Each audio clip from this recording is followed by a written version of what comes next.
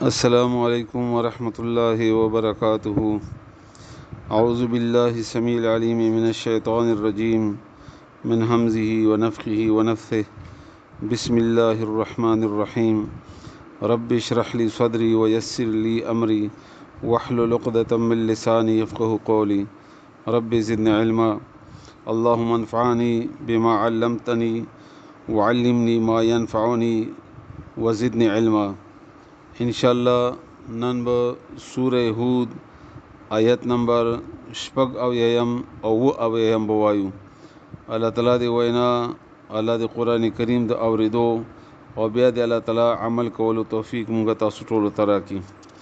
د نرستنی دو آیتونو کې د ابراهیم علی السلام ذکر او مغه واقع روانه ده چې کله ابراهیم علی السلام نه یره لاړه او زیره ورته راغلو، نو بیا موږ سره بحث کوو د لوط علیه السلام قوم په باره کې، او ځکه چې ابراهیم علیه السلام صبرناک، نرم زړه او رجوع کوونکی و، نو اوس هغه چې کله بحث کوو ملایکو سره چې کني لوط علیه السلام قوم باندې عذاب دا دی ناراضي یا هغې دپاره زړه کې نرمي ده، او بیا هلته نو لوط علیه السلام هم دی چې د ابراهیم علیه السلام راره و. نو ملایکو جواب ورکو چې یا ابراهیمو اے ابراهیمه عارض مخ واړوه عن هذا د دې خبرې نه دینه، یعنی دې خبرې نه ته چې کوم بحث مباحثه کوي مونږ دغه قوم باره کې راغلی یو او هغې دپاره عذاب چې کوم دی دا د الله حکم دی. انه بشکه هغه قد په تحقیق سره جاء راغلی دی امر ربک حکم د رب دستا، یعنی تا د رب حکم د هغې باره کې د عذاب دا نازل شوی دی او مونږ عذاب راوړی دی، عذاب هغې باندې راځي، دا اوس واپس کېږي نه. و انهم بشکه هغوی آتیهم راضی به هغوی باندې عذاب غیر مردود چې نه دی واپس کیدونکې، یعنی دا عذاب اوس واپس کیږي نه، دا د الله حکم دی او په هغوی باندې به عذاب راځي. دې ځنه بیا اوس د لوط علیه السلام په واقعه شروع کیږي، ځکه چې دا ملائک لاړو لوط علیه السلام ته. لوط علیه السلام د ابراهیم علیه السلام وراره او ابراهیم علیه السلام سره عراق نه راغلی او هجرت کړی ابراهیم علیه السلام سره، او د اردن په علاقې کې یو علاقه وا صدوم نومي او صدوم، دلته الله تعالی لوط علیه السلام پیغمبر کو او دغه علاقې ته د دعوت لپاره الله تعالی ولېګو. د دې علاقې خلک ډیر بدکار خلکو، نرانو سره بدفعلی کوله، ودونه وغیره یا نور بدکاریانې به کولې.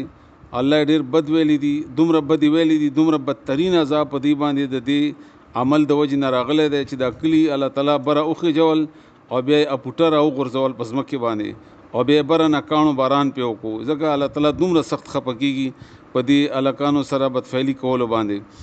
نو دغه بدفعلي کوله او ډاکوانو ډاکې به کولې، غلې وغیره به کولې. نو دا ملائک لاړو لوط علیه السلام ته. نو ولما او هر کله جاءت چې راغلل رسلنا ملائک زمونږه لوط علیه السلام ته، ابراهیم علیه السلام نه راغله لوط علیه السلام ته راغلل، نو سیئه نو هغه غمجن شو بهم په دوی باندې خفه شو، ځکه چې دوی د هلکانو په شکل کې او ملائک چې د هلکانو په شکل کې او څومره ښکلي وي ښایسته وي. نو د ښکلي هلکان چې ولیدل نو پیغمبرانو سره علم غیب خو نه وي، نو هغه خو په دې نه و پوه لوط علیه السلام چې کنې دا ملائک دي، بلکې هغې خو ویلې چې هلکان دي انسانان دي. نو په دې باندې غمجن شو، ځکه چې خپل قوم عمل ورته معلوم و چې دا قوم خو زما بد عمله دی، او دا ښکلي هلکان چې دا وګوري نو دی خو به اوس زه څنګه بچ کوم دی نه. وضواقه او تنګ شو بهم په دوی باندې زرعه په زړه کې، دا خبره په زړه کې بده وګڼله چې دا راغلل، نو زړه کې ډېر زیات خفه شو.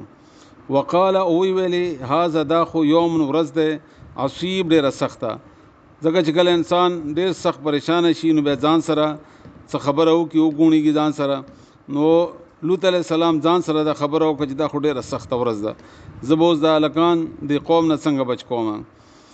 یا ابراهیمو اے ابراهیم اعرض مخ واړوه عن هذا د دې نه، یعنې دې خبرې نه. انه بشکه هغه قد په تحقیق سره جاء راغلی دی امر ربک حکم ستا د رب، یعنې د عذاب. و انهم بشکه هغوی دا قوم آتیهم راضي وي په دوی باندې عذاب غیر مردود چې نه دی واپس کیدونکې. ولما او هر کله جاءت چې راغلل رسلنا هغه استازي زمونږه ملائک زمونږه لوط علیه السلام ته، سی انو غمجن شو بهم په هغوی باندې وضاق او تنگ شو بهم پاغوي زرع پزړه کې وقال او ویلې هاذا دا یوم یو ورځ د عصیب ډیره سخته